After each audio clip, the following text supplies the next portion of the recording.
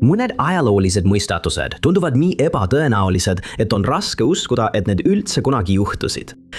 Mõnel juhul lahendatakse mõistatus lõpuks alles aastate või isegi sajandite pärast. Aga mõned neist uurimistest kestavad edasi ja sündmuste tõelist käiku ei avastata kunagi. Number 10. 23-aastase konstaabli Fred Atkinsi saatuse mõistatus on uurijaid hämmastanud juba üle sajandi. Hämmastaval kombel on meil selle hommiku sündmustest väga täpne kirjeldus, kuid tema surma põhjustajat pole kunagi tuvastatud. Ja kuna nii palju aega on möödunud, on äärmiselt ebatõenäoline, et see juhtum kunagi lahendatakse. Oli 1881. aasta 23. septembri varahommik. Mingil hetkel selle varahommiku jooksul otsustas ta jalutada The Knolli juurde, mis oli selle piirkonna suur maja. Sel ajal olid piirkonnas tegutsenud murdvargad ning ta kavatses maja ümber ringi jalutada, et veenduda selle korralikus turvalisuses. Majas sees kuulis ülemteener, keda kutsuti härra Short, umbes kell 1:15 öösel heli, mida ta pidas tulirelva laskmiseks. Ja alguses arvas ta, et need helid tulevad kuskilt maja seest. Ta hüppas voodist välja ja hakkas maja läbi otsima ning selle käigus kohtas ta majapidajannad, kes oli samuti müra peale üles ärganud. Nad kontrollisid kõik toad üle ja olid kergendunud, kui selgus, et kõik oli korras. Kui nad aga välisuksele lähenesid, muutusid nad murelikuks, kui kuulsid väljaspoolt kellegi oigamist. Härra Short avas ukse ja oma õuduseks leidis ta Atkinsi maas lamamas. Kohe oli selge, et ta oli saanud tulirelvast vigastada ja maja omaniku, härra Poiskegit, teavitati toimuvast. Ta võttis ühendust politseiga ja mitu politseinikku tormasid sündmuskohale. Selgus, et Atkinsit oli tabatud 3 korda ja seetõttu vajas ta kiiret arstiabi. Ta viidi kiiresti Kingstoni politseijaoskonda, kuna lähim haigla oli liiga kaugel ja seal uuris teda doktor Rhodes.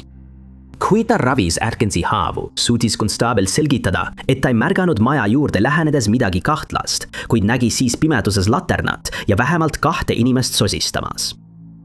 Järgmisel hetkel sai ta löögi rindu, kõhtu ja vasakusse reide. See oli viimane asi, mida ta mäletas ja kahjuks suri ta oma vigastustesse päev hiljem. Maja ümbrus kontrolliti põhjalikult läbi ning maast leiti latern ja raudkang. Sai selgeks, et Atkins oli kogemata sattunud käimasolevale sissemurdmisele ning tema ründajad märkasid teda juba ammu enne, kui tema neid nägi. See tegi neil lihtsaks teda varitseda ja enne põgeneda, kui keegi teine midagi aru sai. Ründajate tuvastajale pakuti 100 naela suurust preemiat, kuid keegi polnud midagi näinud ning juhtum jäi kiiresti soiku. Siiani pole kedagi kahtlusalusena nimetatud ja Atkinsi juhtum on endiselt lahendamata mõistatus. 9. Kui keegi kaob, on äärmiselt oluline, et tema kadumisest teatataks võimalikult kiiresti, et politsei saaks uurimist võimalikult kiiresti alustada.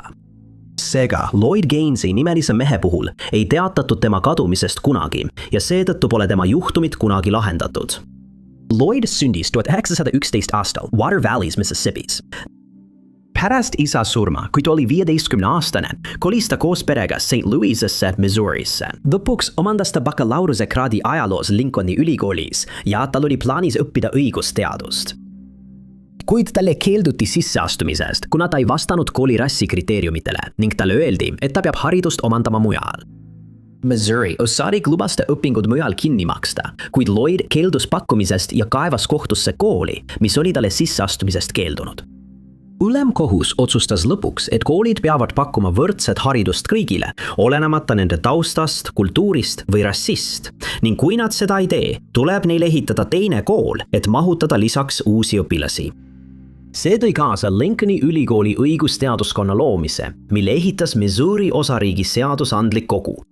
Kool avati 1939 aasta sügisel ja kõik asjaosalised ootasid, et Lloyd oleks üks esimestest sisseastujatest, kuid ta oli kummaliselt puudunud. Pealegi otsustasid advokaadid, kes teda esindasid, uuesti kohtusse minna, kuna nad uskusid, et uue kooli õppevahendid olid alla igasugust arvestust. Kuid neil ei õnnestunud Lloydiga ühendust saada, keda selleks ajaks polnud juba mitu kuud nähtud.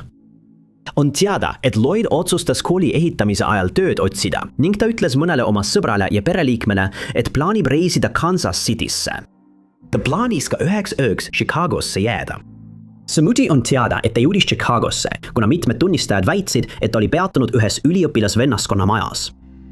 Ühel õhtul ütles ta, et läheb välja marke ostma, kuid ta ei tulludki tagasi.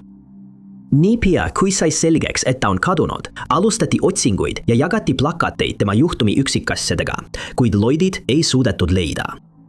Mõned inimesed hakkasid spekuleerima, et ta reisis Mehhikosse, et alustada uut elu, olles poliitikast väsinud. Teised uskusid, et ta sattus kuriteo ohvriks tänu oma rollile ülemkohtu kohtuasjas. Aga see oli vaid spekulatsioon. Ametlikku uurimist kunagi ei alustatud, kuna polnud teada, kas Lloyd oli lihtsalt mujale kolinud. Ja kuigi mõned inimesed jätkasid tema otsimist, ei leitud kunagi rohkem vihjeid tema asukoha kohta.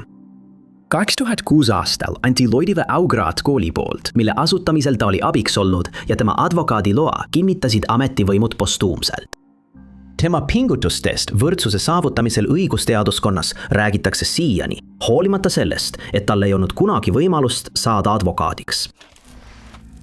8. fakt.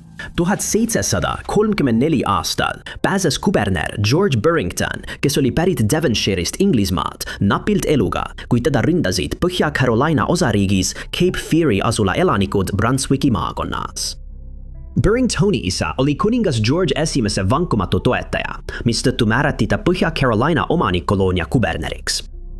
Ta kolis Ameerikasse 1723 aastal ja andis ametivande järgmisel aastal. Brunswicki maakonnast oli saanud kodu rühmale Lõuna-Carolina asunikele, kuid nende viibimine seal tunnistati ebaseaduslikuks. Asula rajasid 2 meest, Maurice Moore ja tema õemees Edward Mosley, kuid nad olid esitanud nõude maale, mis neile ei kuulunud. Kui valitsus sellest teada sai, saadeti Burrington piirkonda asja uurima ning ta tühistas kohe selle rühma maapatendid. Seejärel kutsus ta enda valitud inimrühmad maad üle võtma ja asutama linna nimega Newtown, mis on nüüd tuntud kui Wilmington. Selle tõttu ebaõnnestus asula kiiresti ning kättemaksuks aeti Burrington piirkonnast minema, mille käigus rünnati mitmeid tema toetajaid ja mõned neist kaotasid elu. Burrington põgenes Inglismaale ja asunikud võtsid Wilmingtoni enda valdusse. Ta naasis 1734 aastal, kuid loobus Wilmingtoni toetamisest. Ta oli samuti müünud oma vara Haffieldi Põhja-Carolinas ja nii oli ta kogunud väikese varanduse. Ta tegi kõik endast oleneva, et poliitikasse jääda, kuid tänu sellele, mida paljud nimetasid tema karmiks ja tormakaks loomuseks, eemaldati ta Põhja-Carolina esimese kuningliku kuberneri ametist. Ta oli korduvalt põrkunud koloniaalkoguga ja piirkonna mõjukate maaomanikega. Ta oli korduvalt muutunud inimeste suhtes füüsiliselt vägivaldseks, varastanud hobuseid, teinud tapmisähvardusi ning teda peeti pigem koormaks kui väärtuseks. Kaebused Burringtoni vastu esitati isegi Inglismaal ning kaubandusnõukogule ütles pealik William Smith, et ta on ebastabiilne ja kõlbmatu igasuguseks juhtimiseks. Selle tulemusena polnud tal muud valikut kui kolida Londonisse, kus ta kavatses pensionile jääda ja rahulikku elu elada. Aga nii see ei läinud. 22. veebruaril 1759 otsustas Burrington jalutama minna St. Jamesi parki, mis oli tuntud röövlite ja muude kuritegude poolest. Arvatakse, et röövlite jõuk märkas teda ja pidas teda lihtsaks sihtmärgiks. Burrington, kes oli selleks ajaks juba 70. eluaastates, võitles vapralt vastu, kuid talle ei õnnestunud ründajaid tõrjuda. Järgmisel hommikul leiti ta surnuna pargi Birdcage Walki piirkonna kanalist ning tuvastati, et ta oli kas vette kukkunud või sinna visatud, mis viis tema surmani. Kuna leiti vägivaldse võitluse märke, käsitleti tema juhtumit ebaõnnestunud röövi tagajärjel toime pandud tapmisena. Kuna aga keegi ei olnud seda kaklust näinud, ei leitud kunagi täiendavaid tõendeid ning Burringtoni ründajaid ei tuvastatud, mistõttu tema juhtum jäi lahendamata. Number 7. Hanan Mansour sündis millalgi 30. aastate keskel Liibanoni Shufi mägenes. Tema perekond oli piirkonnas hästi tuntud ja ta kasvas Beirutis üles jõukuses. Ta oli väga lähedane oma venna Nabiga, kellest sai Liibanoni ühiskonnas väga tuntud isik. Kuid ühel päeval kaotas Nabi oma elu lennuõnnetuses ja tema surm mõjutas Hanani mõistetavalt väga sügavalt. Kui ta oli 20-aastane, abiellus ta Farouk Mansouriga, kes töötas politseinikuna ja pärines samuti jõukast perekonnast selles riigis. Nad asusid elama suurde majja Beirutis ja neil sündis lõpuks 3 last. Väidetavalt oli ta oma pere suhtes väga kaitsev ja pühendunud, kuid ühel hetkel diagnoositi tal ohtlik südamehaigus, mille raviks vajas ta spetsialiseeritud operatsiooni. Ta otsustas sõita Ameerika Ühendriikidesse operatsioonile, kuid enne lahkumist andis ta oma ehted vennale Herkule, paludes tal neid hoida, kuni ta saab tagasi tulla. Arvati, et operatsioon tehti Richmondis, Virginias ja nüüd on teada, et tema seisund oli põhjustatud 3 rasedusest, mis tema südamele rängalt mõjusid. See sai teatavaks pärast tema teise lapse sündi, kuid ta ei otsinud ravi ning pärast 3. lapse sündi hakkas tema tervis kiiresti halvenema. Hegla personal ütles hiljem, et kui nad valmistasid Hanani operatsiooniks ette, muutus ta väga ärevaks ja palus võimalust helistada oma tütrele Lailale, kes tol ajal reisis Venezuelas. Ta ei saanud Ameerika Ühendriikidesse reisida, kuna oli oma passi kaotanud, kuid Hanan ei saanud temaga niikuinii ühendust võtta, sest kõne ei läinud läbi. Operatsioon toimus hoolimata tema ärevusest plaanipäraselt, kuid protseduuri käigus tekkinud tüsistuste tõttu suri ta 1972 aasta 11. märtsil vaid 36-aastaselt. Tuleb märkida, et Hanan oli oma abikaasaga oma surmast rääkinud 2 aastat enne operatsiooni tegemist. Ta ütles talle, et ta sünnib uuesti ja kui ta teispoolsusest tagasi tuleb, on tal palju lugusid rääkida. 10 päeva pärast ebaõnnestunud operatsiooni hakkas hargnema kummaline sündmuste jada.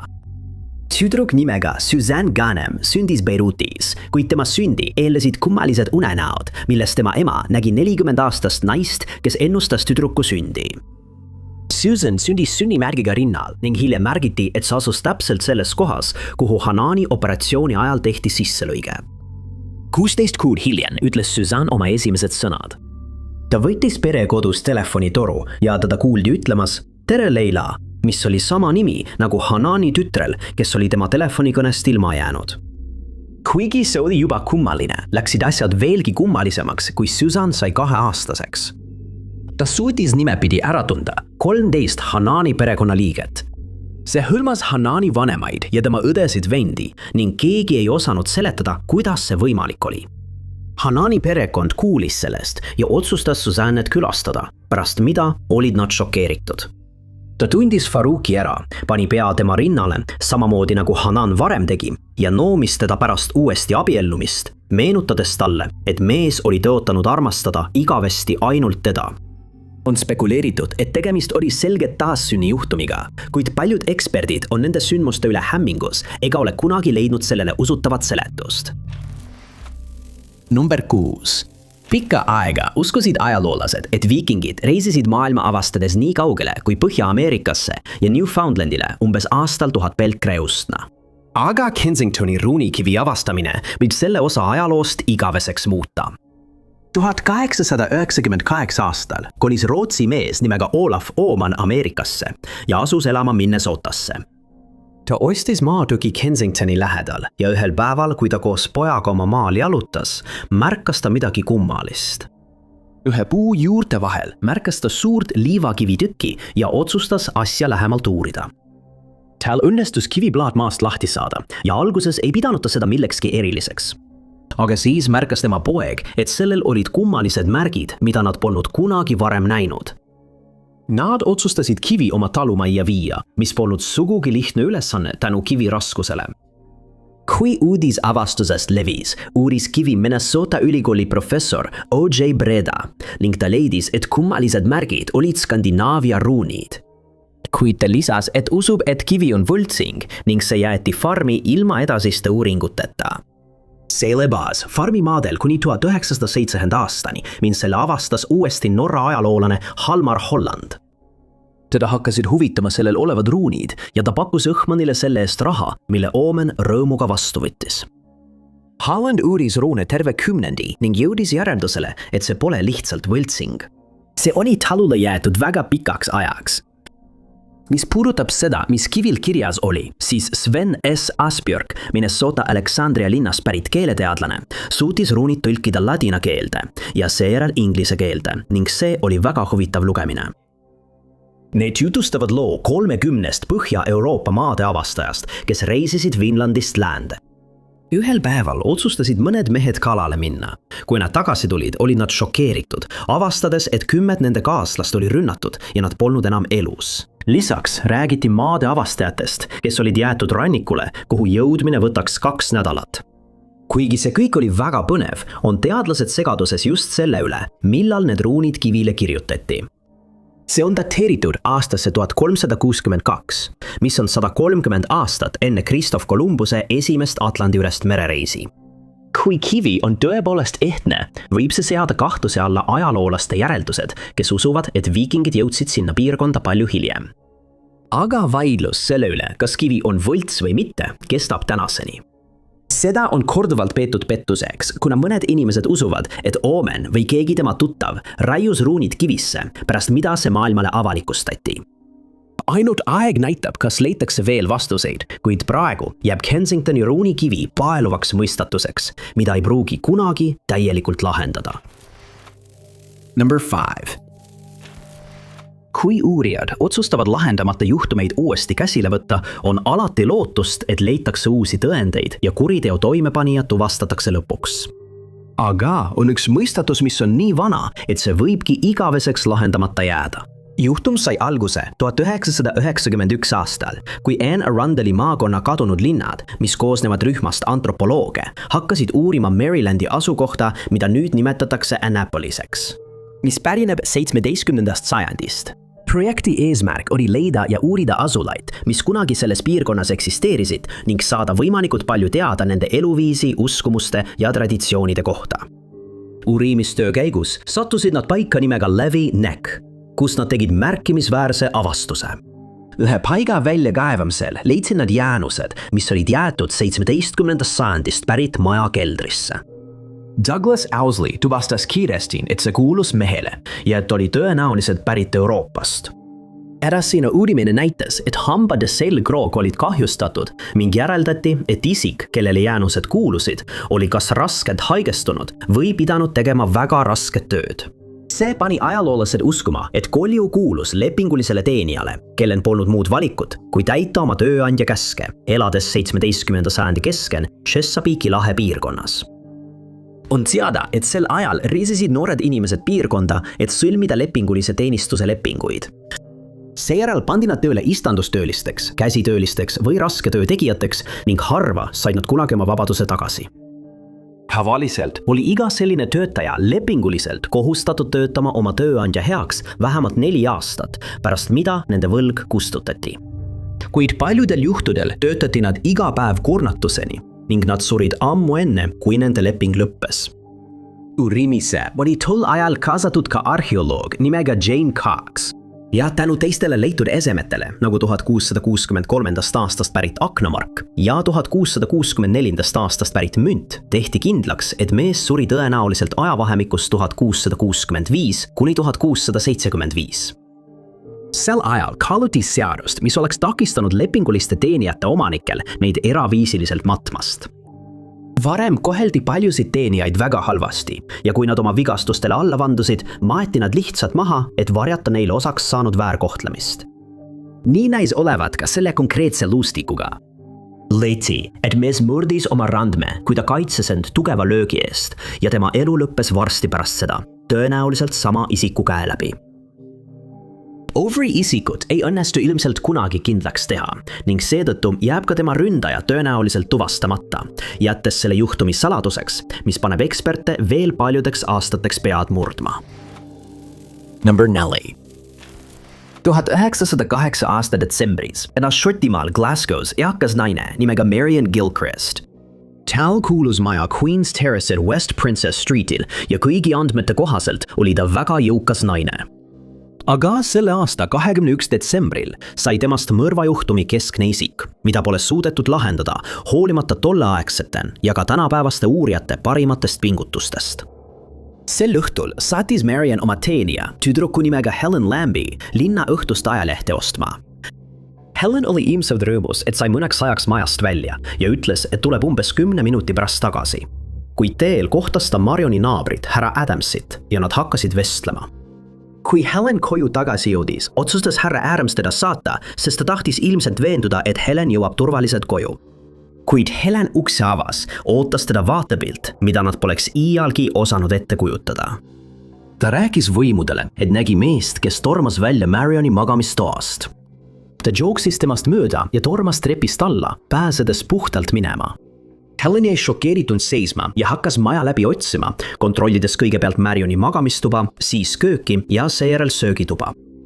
Seal oli ta šokeeritud, kui leidis Marioni surnuna ja oli selge, et teda oli rünnanud mees, keda ta oli näinud hoonest põgenemas.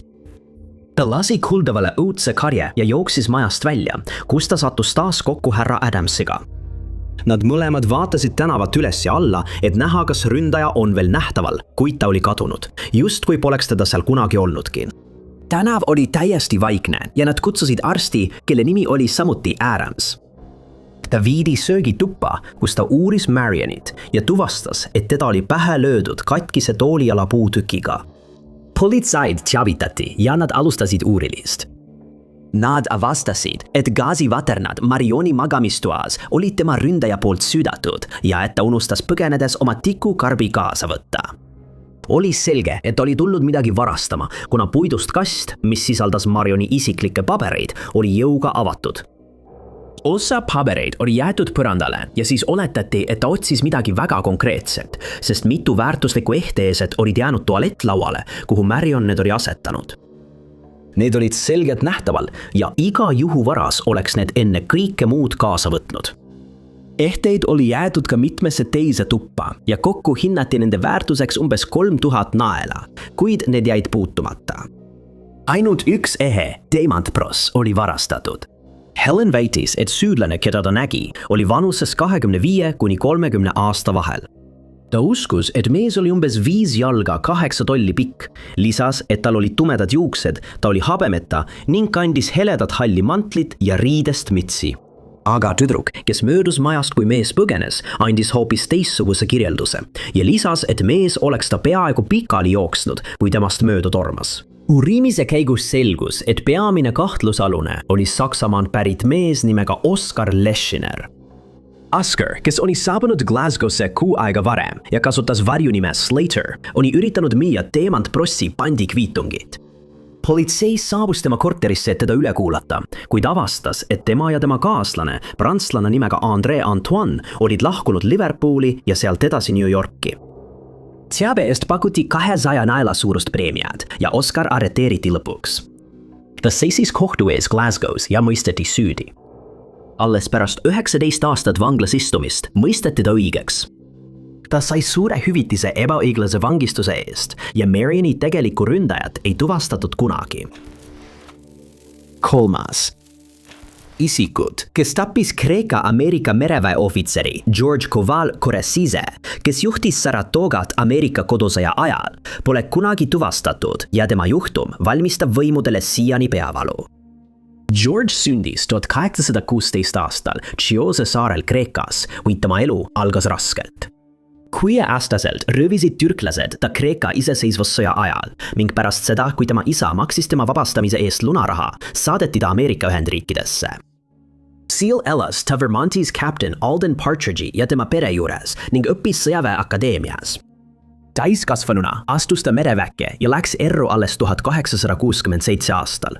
Pärast pikka ja silmapaistvat sõjaväelist karjääri ta asus elama koos oma naisega Litchfieldi Connecticuti osariigis, kuid 5 aastat hiljem kavandas ta reisi New Yorki. On teada, et ta alustas teekonda, kaasas umbes $8000 ning tal oli kaasas vihmavari ja peidetud teraga kepp. Ta sõi õhtust Wardi restoranis, pärast mida läks ta apteeki, et osta 2 ümbriku ja veidi kirjapaberit. Ta lahkus poest kell 22:35 ja teda nähti kai poole kõndimas, kuid ta ei jõudnudki sinna. Kui ta kõndis mööda Clintoni tänavat, ründas teda keegi tulirelvaga ja tappis ta. Kui uurijad sündmuskohale jõudsid, leidsid nad tema vihmavarju ja kepi tema kõrvalt maas lebamas. Ja teisel pool tänavat leidsid nad tulirelva ja püssirohu sarve ja George'i tühi kott, milles oli tema raha, leiti kai lähedalt maast täiesti tühjana. Politsei teatas hiljem, et süüdlane põgenes mitte ainult $8000, vaid arvatakse, et ta varastas ka umbes $80,000 väärtuses aktsiaid. võimud tegid kõik endast oleneva, et vastutav isik leida, kuid kuna polnud ühtegi tunnistajat, kes oleks suutnud kahtlusalust tuvastada, jäi uurimine toppama. Kuriteo paigast, ettevõtetest, mida Georg tol õhtul külastas ja tõenäolisest rünnaku suunast joonistati 2 kaarti, kuid need ei olnud politseile eriti abiks, kuna ründaja kirjeldus puudus. Aptegio Manek oli viimane inimene, kes Georgi elusana nägi ja ta sai politseile vaid öelda, et Georg küsis temalt kõige kiiremat teed sadamasse, pärast mida ta lahkus. Juhtum pole kunagi lahendatud ja on äärmiselt ebatõenäoline, et me kunagi teada saame, kes tappis Georgi enne, kui põgenes väikese varandusega. Number 2. Gene Townsendi juhtum on veel üks neist, mis on jäänud aastakümneteks lahendamata ning seetõttu arutavad seda sageli ajaloolased Inglismaal. Gene sündis 1933 aastal South Ruislipis, Inglismaal. Kui Gene sai 21 aastaseks, asus ta tööle Londoni West Endi teatri kostüümiosakonda. Teda peeti väga hea mainega inimeseks ning kõikide hinnangul oli ta väga intelligentne ja sarmikas. Varsti sai ta sõbraks mitmete tuntud lava- ja filminäitlejatega ning mitmed inimesed on hiljem öelnud, et teda nähti peaaegu kunagi alkoholi joomas. 1954 aasta, 14. septembril veetis Jean aega koos mõne oma sõbraga Pyramid Clubis. Ta külastas seda klubis sageli, kuna oli selle liige ja see asus teatri lähedal, kus ta töötas. Tema sõbrad rääkisid hiljem politseile, et Jean otsustas tol õhtul umbes kell 23 koju minna, kuid järgmisel hommikul olid nad šokis, kui said teada, et Jean ei ole enam elus. Viimati nähti teda siis, kui ta lahkus South Ruislipi jaamast, pärast mida ta suundus oma maja poole ning järgmisel hommikul leiti ta surnuna Ruislipi tühermaalt. Kiiresti tehti kindlaks, et ründaja oli kasutanud tema musta ja kuldset salli, et teda kägistada. Spekuleeriti, et ta tapeti kusagil mujal, kuna osa piirkonna kõrgest rohust oli maha tallatud. Tema käekott, kingad ja šokid leiti lühikese vahemaa kauguselt ning tema kehal ei olnud vägivallamärke. Alguses oletati, et ta tapeti lähedal asuvast sõjaväebaasist pärit inimese poolt ja et see inimene oli juba piirkonnast lahkunud. Kuid politsei ei toetanud seda teooriat. Üks tunnistaja kirjeldas, et kuulis tol ööl südaöö paiku naist appi hüüdmas ning seejärel kuulis ta 2 mehe vahelist tüli. Uskumatul kombel leiti need 2 meest üles, kuid nad väitsid, et neil puudub igasugune teadmine Jeani ründamise kohta ega suutnud anda täiendavat teavet. Uurimise käigus rekonstrueerisid politseinikud Jeani liikumistee. Nad said teada, et ta lahkus jaamast umbes kell 23:45.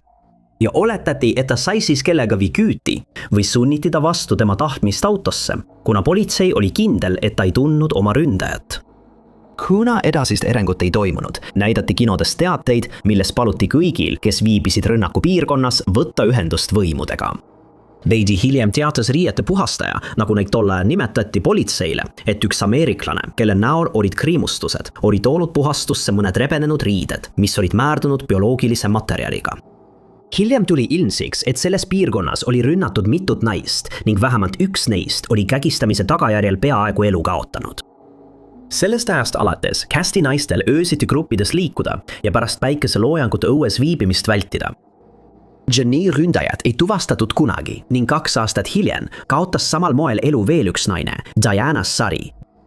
Paljud inimesed usuvad, et tol ajal tegutses piirkonnas sarimõrvar, kuid kuna kedagi ei arreteeritud, on see siiani vaid teooria.